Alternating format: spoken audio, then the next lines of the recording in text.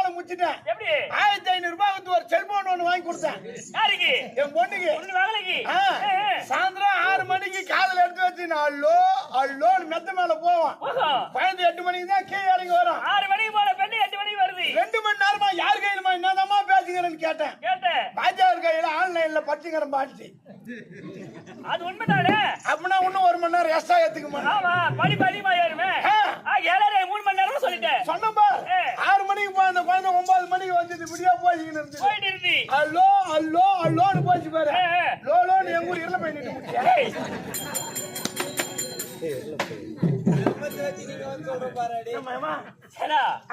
1500 phone